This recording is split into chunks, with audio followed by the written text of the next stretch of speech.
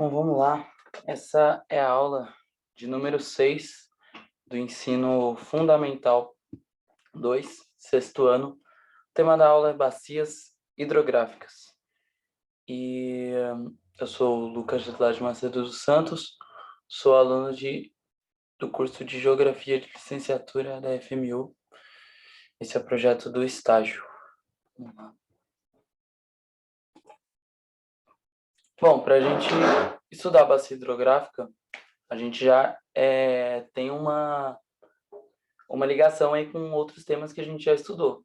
A gente já estudou a atmosfera, foi importante, planeta Terra e sistema solar, mas os temas que vão ter muita ligação que está nessa mesma linha aqui, que a gente já estudou, foi o ciclo hidrológico e o clima.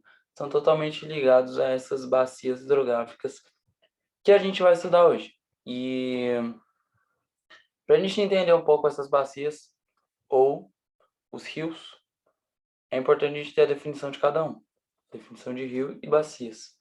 Então, a gente vai começar com o rio. O que é o rio? O que é uma definição dele ao certo? Então, a gente vai dar uma definição para cada um deles, começando com o rio. Bom, como a gente define o que é rio? Uma definição bem simples para o que é. O rio seria todo ou qualquer curso d'água superficial. Água que corre pela superfície, no caso do planeta. Então, qualquer tipo de água. No caso que a gente está falando aqui, doce, água doce. E um rio, ele tem que ter, obviamente, água doce. Qualquer uma vai ser nesse estilo de curso d'água superficial. Então, o rio, ele pode ser, nesse curso d'água, pode ser um riacho, pode ser um ribeirão, pode ser um córrego, mas desde que siga esse padrão de água doce e esse padrão dessa definição de rio, de água que seja esse curso d'água superficial. Então, essa seria uma definição mais fácil para a gente entender o que é o rio e o que a gente vai estudar. Uma parte muito importante para a gente entender o processo desse rio, o que é, certo? É a gente entender os regimes dos rios. Os regimes dos rios, eles se dividem em 3 etapas, ou eles aparecem como 3 etapas diferentes. Eles podem ser, a primeira etapa que a gente fala, são um regime plural. Esse regime plural seria o processo da chuva. Então, vamos voltar um pouco aqui no ciclo hidrológico. O ciclo hidrológico, você lembra que é a renovação que a natureza faz justamente para para a água ser esse processo de renovação. Então, para ter esse processo de renovação, o rio tem que se encher novamente. Ele perde a água com a evaporação, essa água sobe e para o rio tem que encher de novo. Então, quando a gente fala de um regime plural em um rio, a gente fala de um rio que o que abastece ele novamente é a chuva. Especificamente a chuva no caso do plural. Então, essa seria a definição. O próximo, a segunda definição que a gente tem seria os rios, um rio de regime nival. Ou a gente pode chamar de glacial, depende do local do mundo, que seria o caso das neves. Então, o rio que é abastecido aí por neves, para ter o processo, ou de derretimento de geleiras, calotas. O que a gente fala, né, essa seria uma água que não é acessível. Essa água de geleiras, calotas, topo de montanha. Porém, não é totalmente só o que está lá na Antártica, só o que está lá no Ártico. O que aparece próximo, por exemplo, montanhas grandes, por exemplo, a Cordilheira dos Andes, o Everest ou outros países que aparecem, tem montanhas gigantescas que tendem a ter uma temperatura no seu topo muito baixa, formam essas geleiras, essas calotas que derretem e vão abastecer esses rios esses rios que têm um regime nival. Então, o regime nival seria a questão da neve. Então, a gente tem a chuva e a neve, ou derretimento de calotas polares, calotas de gelo. Então, a gente tem já esses dois fatores. O último fator, ele é um fator muito interessante, porque ele seria o regime misto. Como o próprio nome diz, tem que ter ambos. Tem que ter a questão plural e a questão nival. Então, esse regime misto se junta nos dois. Mas, peraí, como é que a gente pensa num local assim? Tá muito longe da gente? Não. A gente tem aqui no Brasil, por exemplo. Mas como que pode ter aqui no Brasil se o Brasil é um país tropical? Um país que não neva? Como é que a gente tem derretimento de calota de gelo? A gente pode pegar justamente no rio Amazonas, o maior rio do mundo e, no caso do Brasil também, obviamente. Então, o rio Amazonas, ele é um rio misto, tem um regime misto. Por que que ele tem um regime misto? É só a gente parar para pensar. O rio, ele tem uma nascente, claro, ele começa a cair de algum lugar a água. No caso do Brasil, ele vem da Cordilheira dos Andes. Cordilheira dos Andes, ali na região do Peru, do Chile, na parte, na parte oeste da América do Sul. Então, como ele vem de lá, ele desce e chega até o rio Amazonas. Mas a gente mas não é assim simples, já vem direto, caminho só. Não. Ele passa por dois rios muito importantes antes. O rio Solimões e o Rio Negro. O rio Solimões, ele justamente tem essa definição nival. Lá é onde cai diretamente o derretimento das montanhas da cordilheira e onde vai ter um regime nival. Então, vai cair justamente nesse rio Solimões. Então, esse rio Solimões, aí ele tem a definição regime nival ou glacial. O próximo rio que a água vai passar é justamente o Rio Negro. Rio Negro é um rio que, diferente do Solimões, ele é um rio de regime plural. Se ele é um rio de regime plural, vai ter muitas chuvas que vão encher esse rio. Então não tem neve que abastece esse rio, mas a chuva. Então, vamos pensar. Então é a chuva, então já tem uma ligação desses dois. Um é nival e o outro é plural.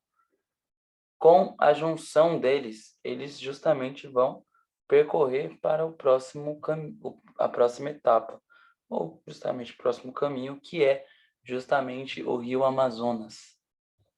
Então, quando vem da cordilheira, passa pelos Solimões, passa pelo Rio Negro, vai chegar no rio Amazonas. O rio Amazonas, ele já chega, quando essas águas chegam lá, no rio Amazonas, já é uma água totalmente que já define o Amazonas nessa forma mista. Então vai ter um regime misto justamente por causa desse escoamento que vem da Cordilheira dos Andes. Bom, com essa definição a gente fecha aí essa parte de regimes. Então agora a gente já sabe que o regime é uma parte muito importante dessa definição do rio. Uma próxima parte muito importante também, que a gente vai entrar agora, é as drenagens. Você já deve ter ouvido falar sobre drenagem, a drenagem de um rio, mas o que seria essa drenagem? O que a drenagem faz? A drenagem, ela ela pode acontecer de duas maneiras. Bom, então, a drenagem, as drenagens elas ocorrem de duas formas. Elas podem ser uma drenagem endorreica ou uma drenagem exorreica. Uma drenagem exorreica seria para fora, uma drenagem endorreica para dentro, como diz o nome. A definição dessa exorreica seria toda a água que corre diretamente para o oceano. Então, se você tem um rio que ele vai direto, ele não passa por... ele tem esse caminho livre para o oceano, a gente vai falar que é uma drenagem exorreica, que no caso aqui do Brasil é os que vão para o Atlântico, esses rios. São muitos. Porém, o que tem essa definição é justamente o passar diretamente para o oceano. E já a endorreica, ela vem de outra forma, quando a água corre para dentro, sendo endorreica é para dentro. Então, normalmente é de uma bacia para outra. E a gente tem muitos exemplos de rios assim, de bacias endorreicas. Bacias endorreicas famosas, que a gente pode pegar como exemplo, é justamente a bacia do Rio Paraná, do Rio Paraguai ou do Rio Paranapanema. Esses três rios, que são rios conhecidos, são bacias endorreicas. Então, eles ligam um ao outro ou vão só para uma direção, no caso, para dentro do continente. E quando se tem uma definição de endorreica, é tudo que ocorre da Serra do Mar para oeste. Então, tudo que vem ali da Serra do Mar, ali da costa, para oeste seria uma definição de endorreica. Então, é muito mais fácil quando a gente pensa nessa Serra do Mar, para a gente definir o que é exorreico e o que é endorreico. E essa seria a definição das drenagens. As drenagens são extremamente importantes, porque elas que vão fazer esse caminho. A gente já vai chegar lá.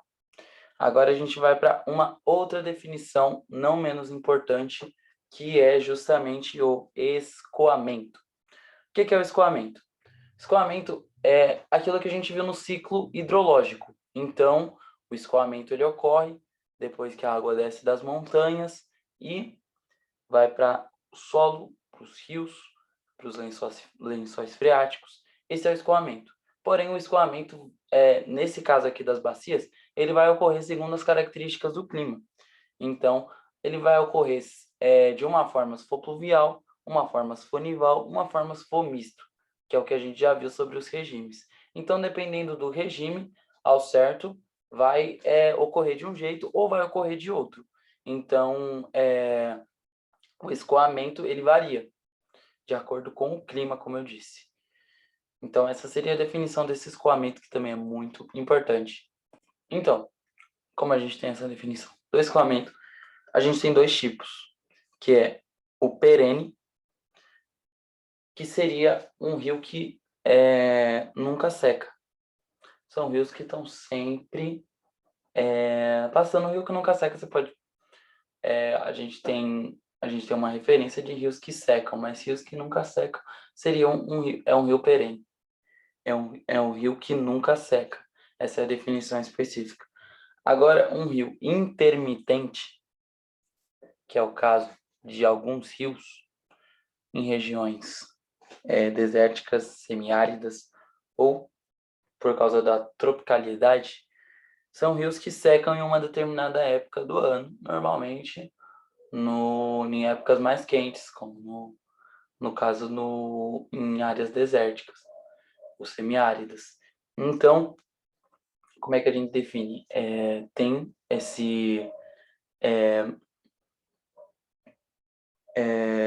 alguns rios aqui no Brasil que são dessa forma, ou que se encontram no Nordeste, que é o que está mais perto da gente, o sertão nordestino. E bacias do sertão nordestino são muitas vezes intermitentes. Isso é um fato. Então, um rio que ocorre isso é o Rio Jaguaribe. Esse rio, ele é o maior rio intermitente do mundo. Então, você pensa que ele é um rio, por ele ser o maior intermitente, ele tem uma área gigantesca que não se tem nada, é seco. Uma área gigantesca do rio que é seco em uma determinada época do ano. Então, o Brasil porta esse maior rio intermitente do mundo, que fica na região do Nordeste do nosso país. Uma outra definição também que aparece para a gente sobre esses rios é a coloração da água. O que seria essa coloração da água? A coloração da água ela aparece de forma, digamos que tem uma definição que se chama rios claros. Esses rios claros são rios que têm pouca sedimentação. Como assim tem pouca sedimentação? Rios que, de certa forma, a água é azul, eles chamam que tem essa água azul, e eles têm um regime nival. Mas como assim regime nival? Esse regime nival, ele é o regime, como a gente disse, das neves, o rio das geleiras. Então, normalmente, isso acontece mais na Europa, com esse derretimento, em países como França, países como Alemanha, que tem rios específicos desse jeito. Então, aparece desse jeito essa definição de rios claros. A gente tem uma outra definição dessa coloração, que seriam os rios brancos. Como assim, rios brancos? Rios que têm muita sedimentação.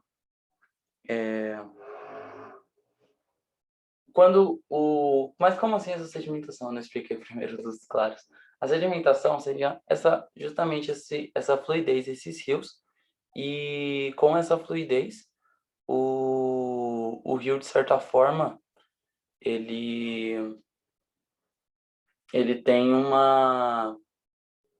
digamos,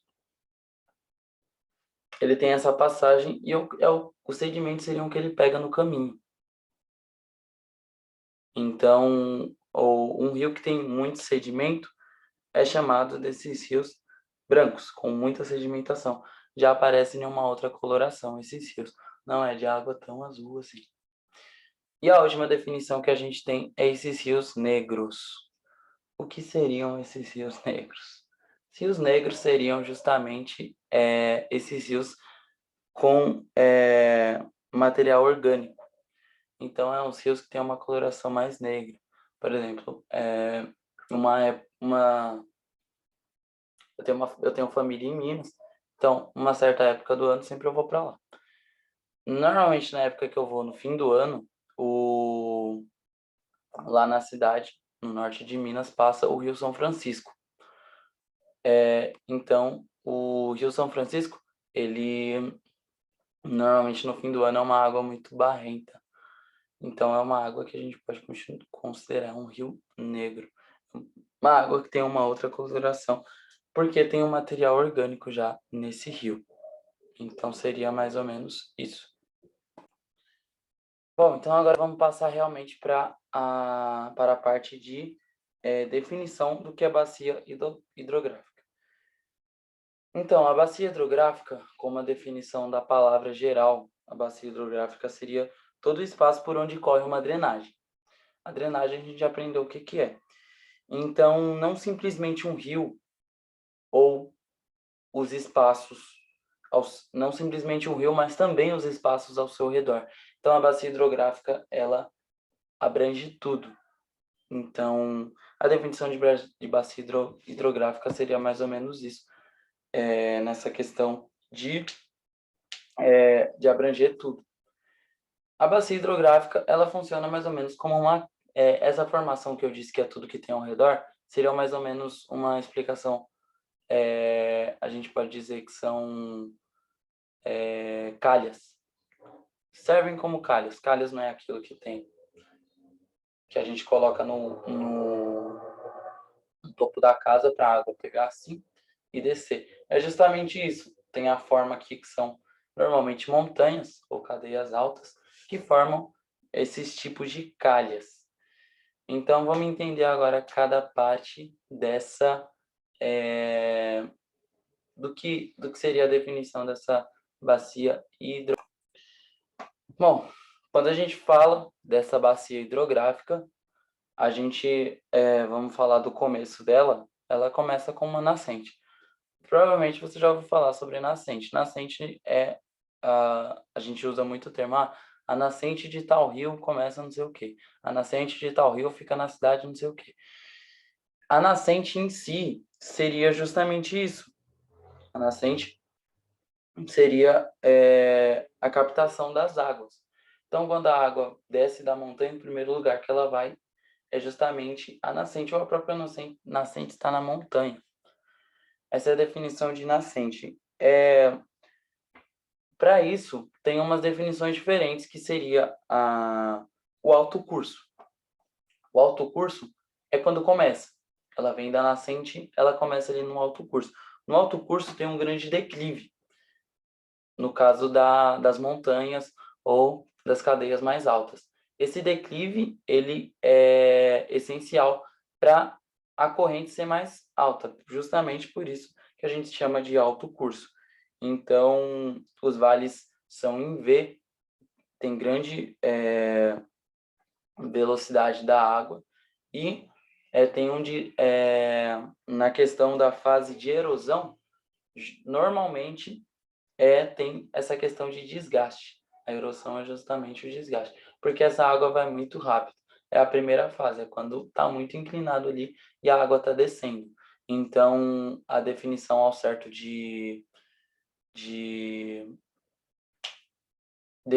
justamente desses, da nascente, depois, o primeiro seria esse alto curso.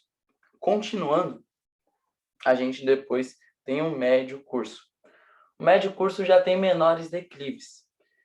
O V é menos aberto, a forma, né, é um pouco menos aberto, e normalmente já é uma fase que vem um pouco mais de sedimentos, então uma parte de transporte. A fase de erosão normalmente desse médio curso normalmente é de transporte que a gente fala. A gente usa muito esse termo quando a gente fala de médio curso. Então, esse médio curso ele vai desencadear aí mais ou menos no meio desse processo. E por último, obviamente não menos importante, é o baixo curso. Como que ocorre esse baixo curso? O baixo curso normalmente já é uma área plana, é uma área que não tem muita não tem muita declividade. Então, é uma área não totalmente, mas muito mais plana, que já está ali em vales longos, né, e rasos. Então, essa parte já é numa parte mais rasa. E a fase de erosão, justamente, é de sedimentação. A sedimentação nessa parte já chega com uma força maior, justamente porque a água já passou por duas fases.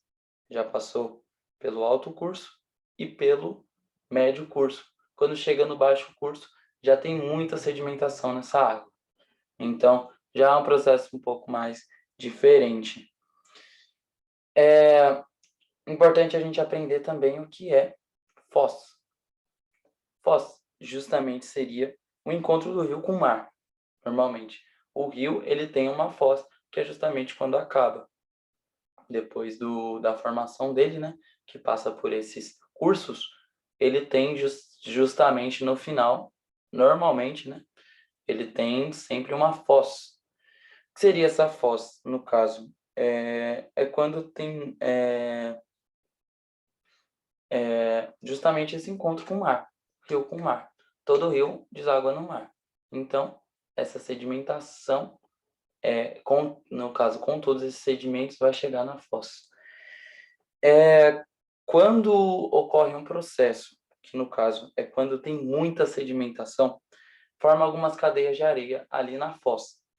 E tem como forma essas cadeias de areia, meio que ramifica um pouco os caminhos do rio quando chega ali no final. Então, de certa forma, quando chega ali, vai criar uma formação de uma espécie de um delta. Então, vai ter um delta, uma foz e um delta. Quando não tem essa sedimentação, quando a água chega ali mais limpa, sem formar essas essas cadeias de areia, vai chegar uma foz estuária.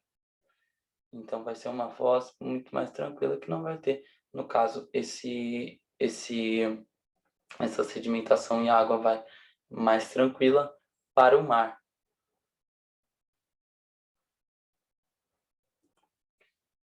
Bom, agora vamos falar, a gente já tem a definição de tudo, né, sobre o que é bacia hidrográfica e o que é rio. Então, agora a gente vai falar sobre as bacias hidrográficas brasileiras. E vou explicar sobre cada uma dessas bacias e quais são elas. Então vamos começar fazendo um panorama geral sobre o Brasil. O Brasil ele é extremamente privilegiado nessa questão. Por quê? Tem cerca de 14% da água doce mundial está localizada aqui no Brasil. Então o Brasil é muito privilegiado nessa questão de água doce aqui no nosso território. Então, justamente por o Brasil ser privilegiado, ele tem muitas bacias hidrográficas. Ao todo, pelo Instituto de Geografia e Estatística, ele tem 12 bacias hidrográficas. Então, vamos conhecer cada uma, onde ela se localiza. Essas bacias estão distribuídas por todo o território nacional. Então, não é um... Claro, tem lugares que se concentram mais, mas é distribuído não de forma igual, mas por todo o território, de certa forma que tenha essa diversidade. No caso que a gente falou durante a aula, tem em alguns países em algumas áreas, como por exemplo o Nordeste, tem muitas drenagens intermitentes. Então, são rios que secam. Em outras partes vão ter rios que nunca secam por causa da vegetação. E essa distribuição, ela justamente a gente vai falar justamente sobre cada uma dessas bacias e como elas se distribuem dessa forma no território brasileiro. Bom, obviamente vamos começar pela maior, que é a bacia amazônica. A bacia amazônica, ela está localizada na região norte do Brasil. Ela tem cerca de 7 milhões de quilômetros quadrados e ela é simplesmente a maior bacia hidrológica do mundo.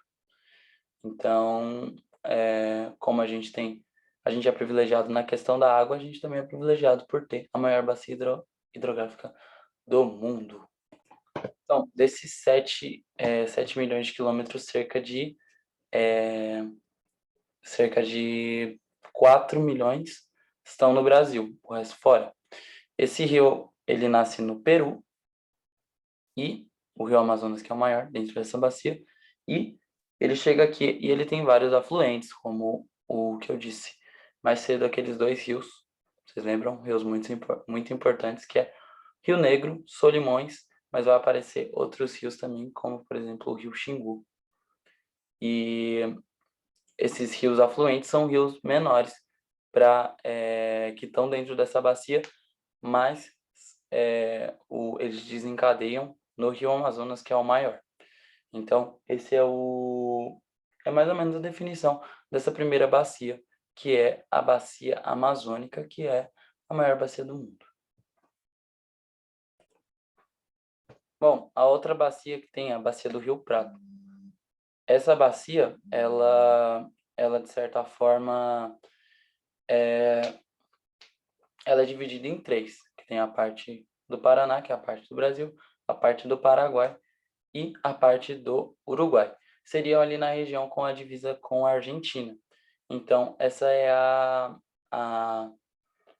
parte, porém, a gente vai falar especificamente sobre a parte que está no Brasil, que a gente está falando, que é a do Rio Paraná. Então, a definição da bacia do Rio Paraná é essa. Bom, no caso, então, a gente vai falar sobre o Rio Paraná. O Rio Paraná, ele tem cerca de mais ou menos 800 mil quilômetros. Então, é uma bacia bem grande.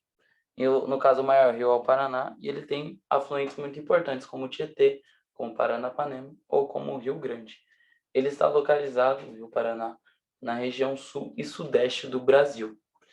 E uma questão muito importante desse rio é que ele tem usinas importantíssimas, que no caso, a principal é a de Itapu. A usina de Itapu é a maior do Brasil e uma das maiores do mundo.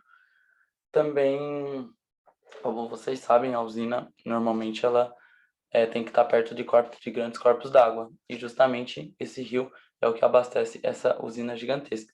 Além de também ter a usina de Porto Primavera nela, que é uma usina muito grande também no Brasil. E também tem rotas de navegação de hidrografia muito importante, no caso do Tietê, para essa passagem. Então, essa bacia do Paraná, do Rio Paraná, é importantíssima para o Brasil, assim como a do Amazonas também é. Bom, nessa divisão aí de 3 bacias da Bacia do Prata, a gente tem agora a Bacia do Paraguai. O principal rio é o Rio Paraguai e está localizado nas planícies do Pantanal Mato Grossense. Então, está ali na região central, mais ou menos, do Brasil. Tem rios navegáveis, essa bacia, e tem cerca de 1 milhão de quilômetros quadrados. Então, é uma bacia bem grande. A próxima bacia que a gente vai ter é a bacia do Rio Uruguai. Já fala do Rio Uruguai, está na região sul do Brasil, mas também pega uma parte do país do Uruguai. E ele tem mais ou menos cerca de 180 mil quilômetros quadrados. Tem um importante potencial hidrelétrico, assim como a que a gente disse do Paraná, e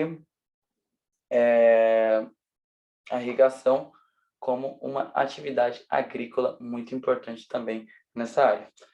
Logo após, a gente vai ter a Bacia do Araguaia, ou Bacia do Araguaia Tocantins, né, que é assim que é chamada essa bacia. Essa bacia está na região central e norte do Brasil, pega estados como Tocantins, Goiás, Pará e Mato Grosso do Sul. No caso, o estado do Tocantins, dentro dela, tem um grande potencial hidrelétrico também. É sempre importante a gente falar esses pontos, porque são o que caracterizam cada bacia.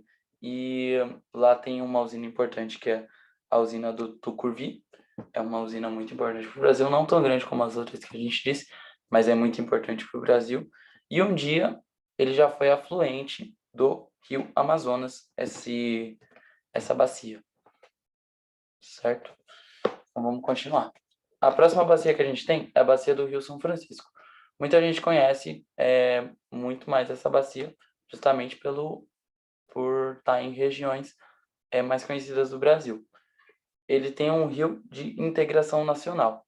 Então, ele vai pegar estados como Bahia, Sergipe, Alagoas, porém, a nascente dele fica na região do norte de Minas. Então, ele vai nascer ali. Ele tem mais ou menos 650 mil quilômetros de extensão. Ele é bom para irrigação, é um rio conhecido pela irrigação, e tem afluentes como o Rio Pardo, Ariranha, Rio Grande e o Rio das Velhas, que são rios muito importantes no Brasil. A próxima bacia que a gente vai ver é a bacia de Parnaíba. Essa bacia tem mais ou menos 340 quilômetros, de 1.000 quilômetros de extensão. Ela pega estados como Piauí, Maranhão e Ceará. Tem afluentes no Rio Balsa, Rio Uruçuí Preto e Rio Gurgueias, que são rios muito importantes no Brasil. A atividade econômica lá é a piscicultura, que é a atividade econômica relacionada a peixes. Bom, a próxima bacia, tem algumas bacias que foram divididas em bacias pequenas e foram divididas de acordo com, ligadas com o Atlântico. Então, são bacias atlânticas. Tem cada uma a sua região. A gente vai começar falando da Bacia Atlântica Leste. Essa bacia tem mais ou menos 350 mil quilômetros de extensão. Ela vai pegar estados como Bahia, Sergipe, Minas Gerais e Espírito Santo, e se destaca ali o rio Jequitinhonha. A próxima bacia é a Bacia Atlântico Sudeste. Essa bacia vai pegar rios como Rio Doce, Rio São Mateus e Rio Iguape, etc. Alguns rios importantes. Vai pegar Espírito Santo, Minas Gerais, Rio de Janeiro, São Paulo e Paraná. Essa bacia tem mais ou menos 230 mil quilômetros quadrados. A Bacia Atlântico Sul, tem rios de pequeno porte, tem mais ou menos 185 mil quilômetros, e elas desagam no Oceano Atlântico. Bom, a Bacia Nordeste Oriental, ela tem mais ou menos 290 mil quilômetros de extensão, vai pegar estados como Rio Grande do Norte, Ceará, para Alagoas e Pernambuco. Tem o rio Jaguatirica, que é o maior rio intermitente do mundo, como a gente já disse mais cedo.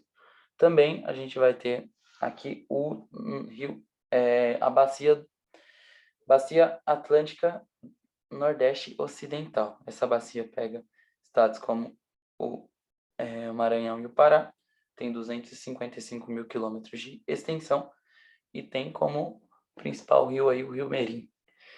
Bom, a gente vê que tem muitas bacias, é muita informação, mas é porque o Brasil é um país muito grande.